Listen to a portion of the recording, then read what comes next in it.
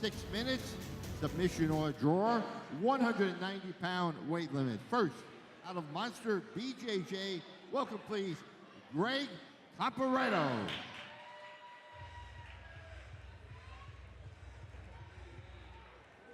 And out of Renzo, Gracie, New York City, welcome please, Mike Rakshan.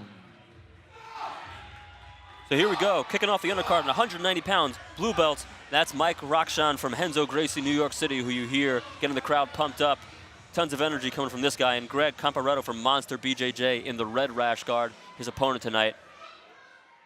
No shortage of intensity from Mike Rakshan. Let's see how that translates to action on the mat. Mike is pressing forward. Comparetto shrugs off the collar tie. Now a little bit of hand fighting, a little bit of pummeling, little collar tie-ups. Is someone going to initiate a takedown? Or are we, oh, there's a nice attempt at a low single by Rakshan, but sprawled by Comparetto and immediately looks to pass the guard when Mike pulls guard. Now Mike goes to his knees and Comparetto snags a front headlock, maybe looking for a guillotine, maybe looking for a Darce choke, Peruvian necktie, tons of options from this position. Both guys fighting the grips on the inside, trying to establish something they want. And he looks to take the back, but Rakshan does what he's supposed to do in that situation and recovers guard. Now in a full butterfly guard, overhook, looking to elevate, is the Renzo Gracie representative.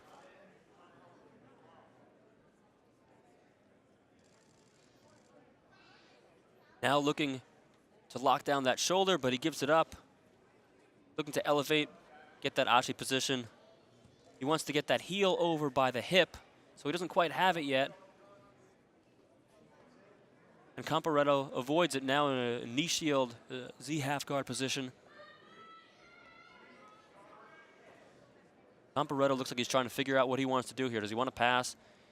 He's getting a few different looks from his opponent on bottom. A few different types of submission attempts. Now posturing up, straight like that, not being in position for a pass. Now he's got that leg entangled. Now this is a blue belt match, so there are no heel hooks, but reaping is allowed. Straight ankle locks are allowed.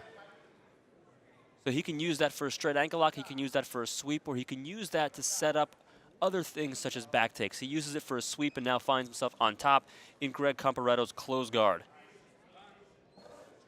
Good use of threatening the leg attack to sweep.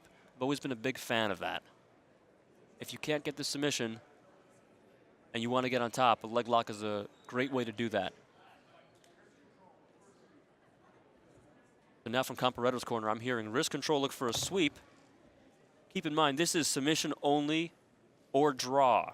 So no overtime, no referees or judges' decisions, 6-minute time limit, submission only. And that's what Rise Invitational does. We're bringing you the best of submission-only grappling.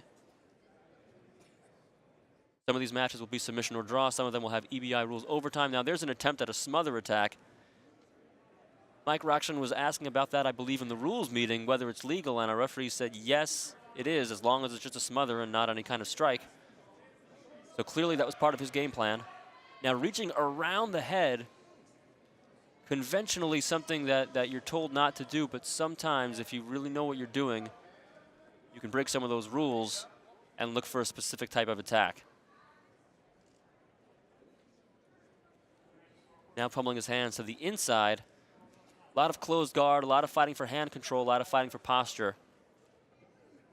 Rakshan looking to reach back and break that guard open, but Comparetto has long legs and a tight closed guard, and it's what I like to call an active closed guard. It's not lazy with the legs. He's maintaining pressure, which is what you have to do in order to have an effective closed guard. And there's that left arm reaching around Comparetto's head again,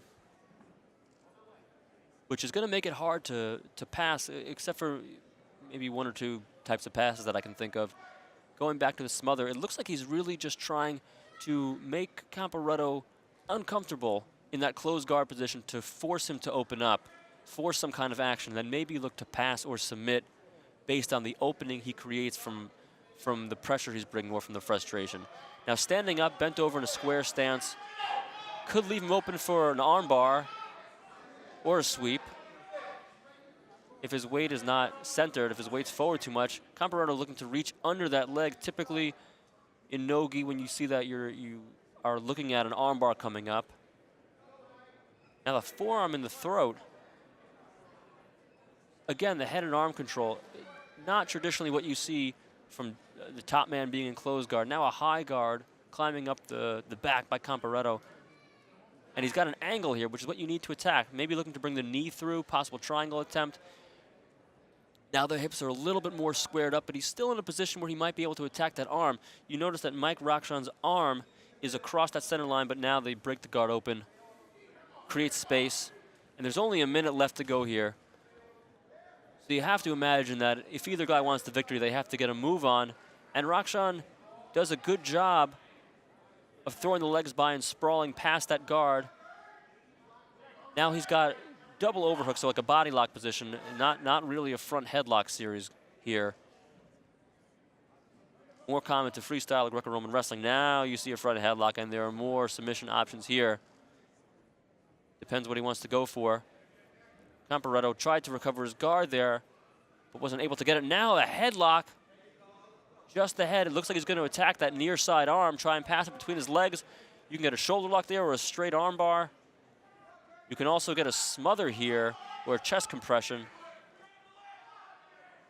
But you can see he's feeding that arm through his legs, trying to get a submission there. Comparetto looking to lock his hands, looking to protect his right arm.